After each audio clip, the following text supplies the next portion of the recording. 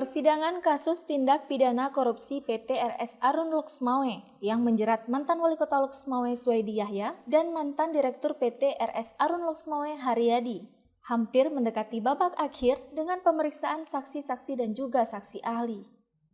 Pada persidangan tanggal 6 dan 7 November lalu di Pengadilan Tipikor Banda Aceh, Majelis Hakim telah memeriksa saksi dari Lembaga Manajemen Aset Negara atau Elman dan 3 saksi ahli yang terdiri dari ahli keuangan dan perhitungan keuangan negara, Suswinarno, pensiunan PNS BPKP Pusat dan sekarang sebagai wira swasta. Kemudian ahli hukum pidana Dr. Eva Ahyani Zulfa, seorang akademisi dan dosen tetap Fakultas Hukum UI dan wakil direktur Pasca Sarjana Universitas Indonesia. Serta Dr. Roli A. Valentina, juga seorang akademisi dan dosen tetap Hukum Perdata dan Hukum Perseroan Terbatas atau PT di Fakultas Hukum Universitas Indonesia dan beberapa perguruan tinggi lainnya. Dari pernyataan keempat saksi menurut T. Fahrial Dani, tidak satupun punya relevansi dengan dakwaan jaksa penuntut umum ke kliennya. Terdakwa Suwaidi Yahya yang masih menjalani tahanan rumah dan masih dalam keadaan sakit akibat penyakit stroke yang dideritanya, terpaksa mengikuti sidang secara Zoom dari rumahnya di Luxmawe. Sementara terdakwa Haryadi mengikuti sidang secara langsung di Pengadilan Tipikor Banda Aceh. Berikut pernyataan lengkap T. Fahrial Dani selaku kuasa hukum Suwaidi Yahya. Sebelum saya mencoba menyampaikan hasil yang terjadi pada hari ini pemeriksaan terhadap ahli, ada chat ya, ahli yang akan kita hadirkan sebagai tim penasihat hukum bersama-sama dengan penasihat hukum ahli. Saya ingin sedikit memberikan informasi perkembangan pemeriksaan para saksi yang berkaitan dengan dakwaan terhadap Pak Suwaidi.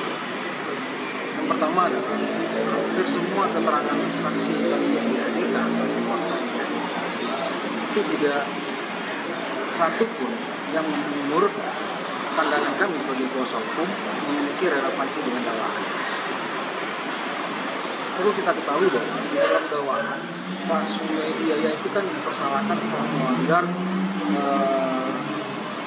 dua hal menyangkut dalam DP, pertama tentang rangkap jabatan dan juga tentang pengalihan aset. Berdasarkan fakta atau saksi fakta yang dihadirkan, dua hal itu tidak terbukti.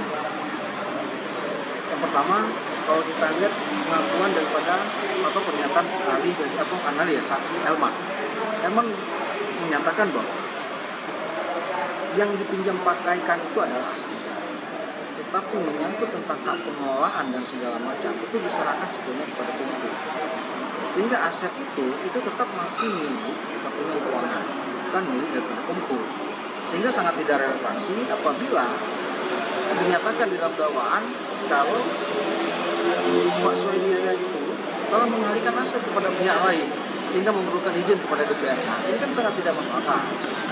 Dan itu merupakan fakta. Namun demikian, ini semua kan menjadi pertimbangan majelis hakim. Kita akan lihat, ini kan pemeriksaan belum selesai karena masih ada saksi keuangan negara dari pihak itu dan saksi ahli pidana yang akan kita hadirkan pada persidangan berikutnya. Kemudian yang kedua, berdasarkan keterangan ahli adecat yang kita hadirkan pada hari ini ada 3. Yang pertama, ahli keuangan negara, yaitu Pak Suswinarno. Kemudian ada Ibu atau Dr. Eva, ahli hukum pidana, dan ada Ibu Valentina sebagai ahli hukum perseroan terbatas.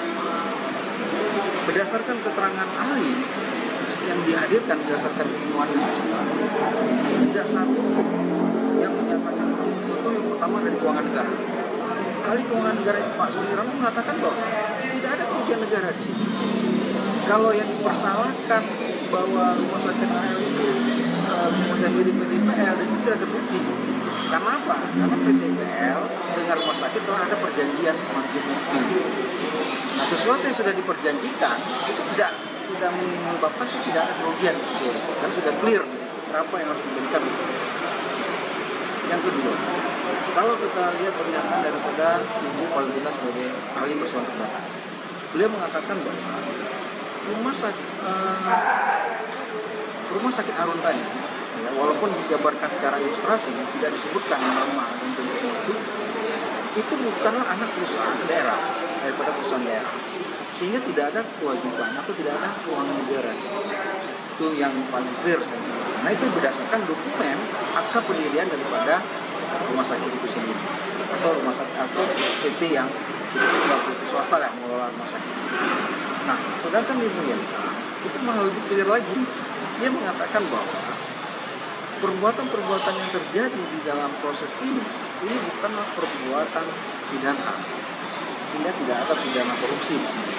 Yang terjadi adalah perjanjian perdata yang harus diselesaikan secara pidana.